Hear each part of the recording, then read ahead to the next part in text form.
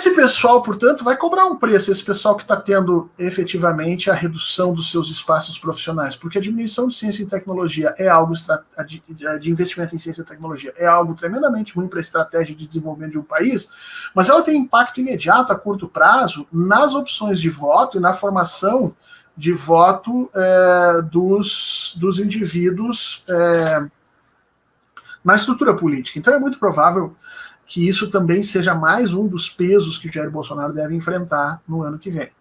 A pandemia também não deve arrefecer no ano que vem, tá? Nós teremos ainda continuidade, tanto a continuidade do custo humano dela, nós chegamos a 600 mil mortos, nós estamos com quase 51%, 52% da população brasileira completamente imunizada hoje, né?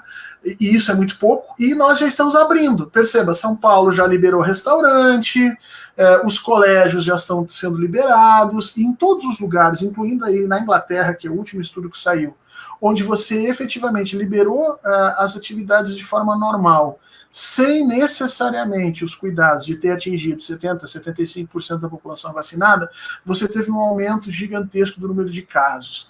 No Tennessee, no estado do Tennessee, nos Estados Unidos, nesse momento, nós estamos tendo um rebote violento da pandemia, de tal sorte que o governo do Tennessee acabou de anunciar, se não me engano, semana passada, que vai prender, caçar e proibir o exercício da medicina de médicos que divulgarem informações falsas ou ações contra a vacina nos Estados Unidos. Perceba, esse talvez tenha sido o primeiro estado a tomar essa atitude mais drástica, porque eles estão vivendo uma coisa que eu acho que o Brasil vai viver daqui a um pouquinho.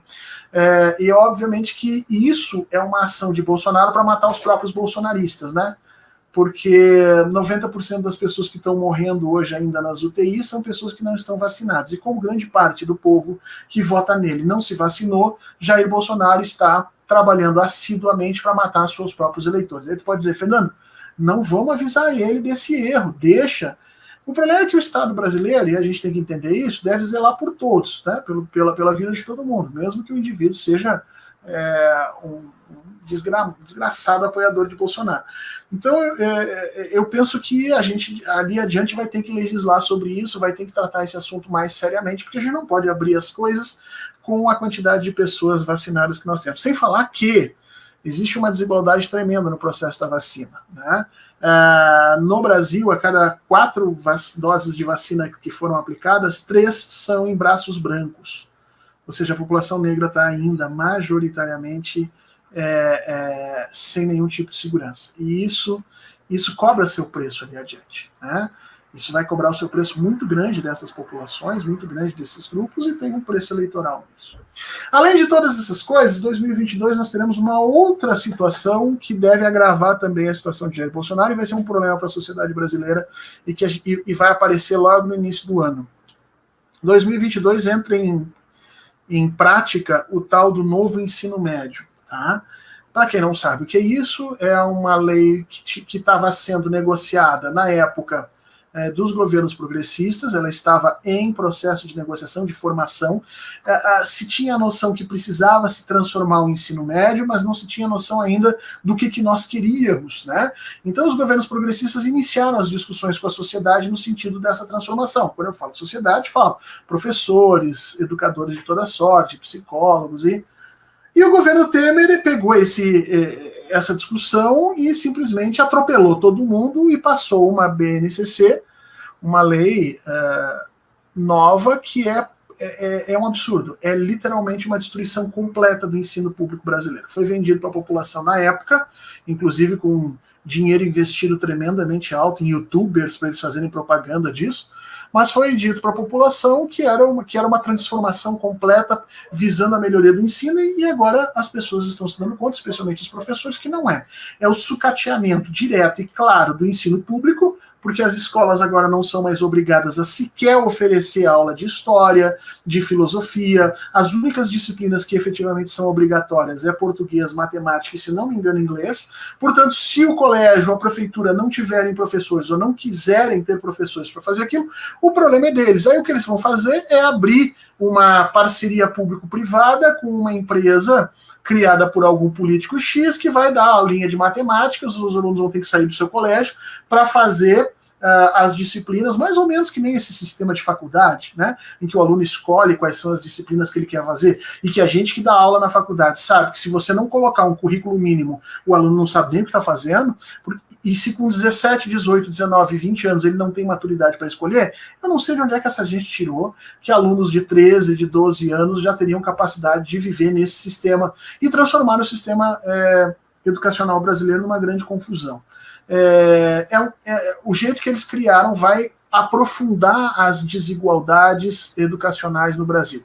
Se já era ruim nós termos ali um ensino público que em algumas cidades, especialmente não nas capitais, em alguns locais mais pobres, era muito diferente do ensino privado, daquele ensino privado de capitais, né?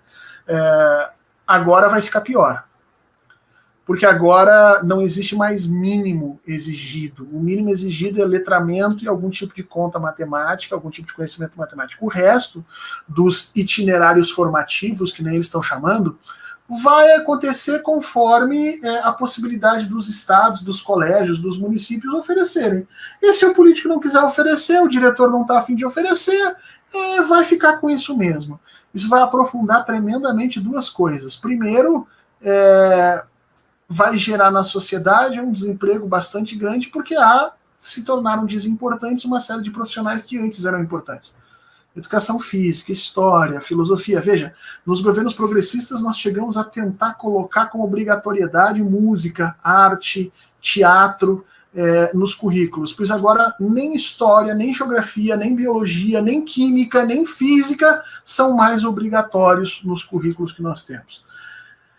A longo prazo, isso vai provocar, obviamente, uma insatisfação muito grande desses profissionais, a curto prazo, uma insatisfação muito grande nesses profissionais. A médio prazo, vai diminuir a capacidade das classes baixas e da própria classe média de chegarem nas universidades de forma competitiva, porque eles não vão conseguir efetivamente se adequarem ao nível que as universidades precisam, portanto, vai diminuir a participação dessas classes baixas nos bancos de universidades, e a longo prazo isso vai aumentar o processo de desigualdade, não só desigualdade econômica, mas desigualdade social efetivamente no Brasil.